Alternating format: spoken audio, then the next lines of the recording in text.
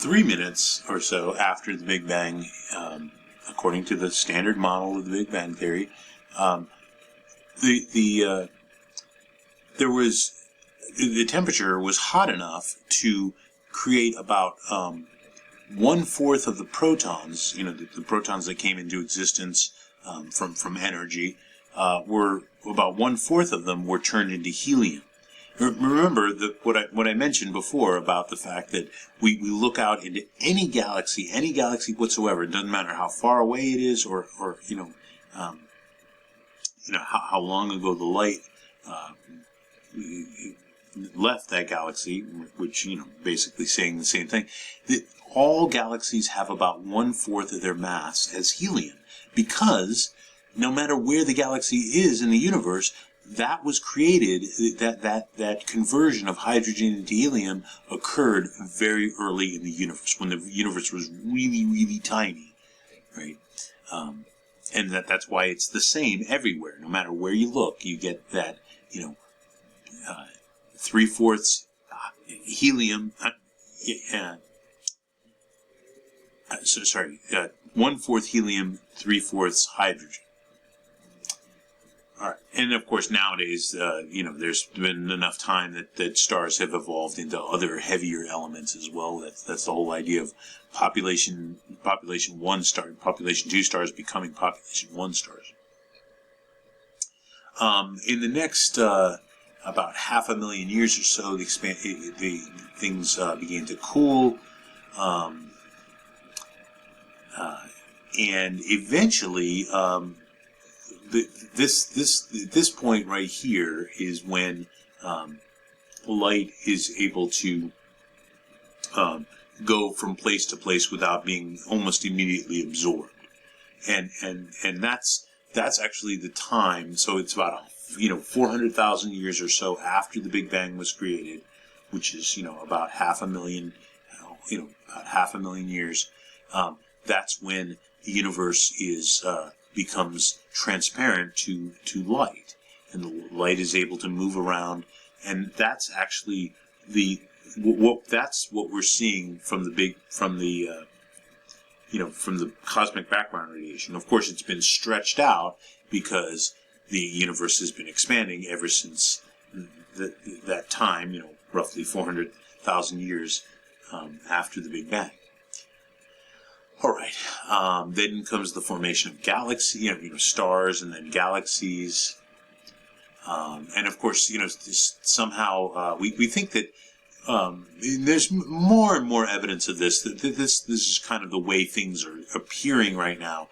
Is that dark matter you have to have dark matter clumping together for galaxies to form, or for the proto-galaxies to form, and then eventually you have galaxies. And then, of course, where the dark matter is absent, that's where you get the voids, and that's where, when we look at the W map picture of the universe, those are the colder spots. So that is, and that's really the history of the universe as far as astronomy is concerned. Let's see, there's one more thing. There's another important point that I should mention that occurs almost right after the Big Bang, and that's called inflation. And this occurred, or the idea of inflation occurred. I think it was a scientist at MIT who first came up with it. Anyhow, what it does is so what it was this guy in the early 1980s came up with this idea that for a very short amount of time, and you can see this is an extremely short amount of time, from 10 to the minus 35th seconds after the Big Bang to about 10 to the minus 32nd second, so this is unimaginably small amount of time, that gravity becomes kind of a repulsive force for a short amount of time, and that causes the universe to inflate, to start expanding in a non-linear fashion, very, very rapidly.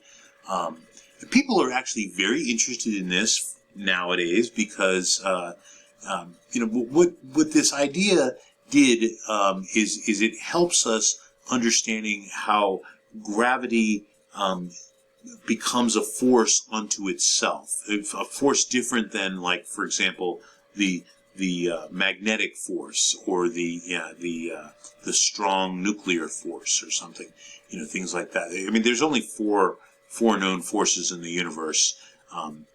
There's the electromagnetic force, so magnetism is included in that.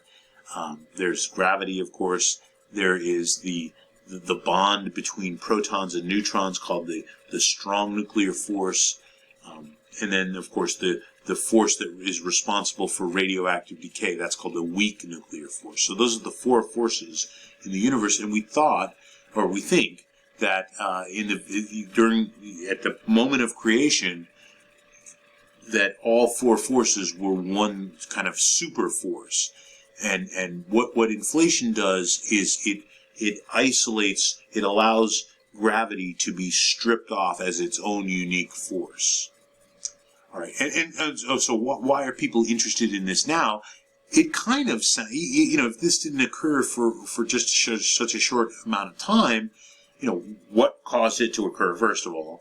And doesn't this sound a lot like, dark energy, right? That's why people are studying this right now. Maybe whatever caused this is still around, and that's what the dark energy is. But we don't know for sure.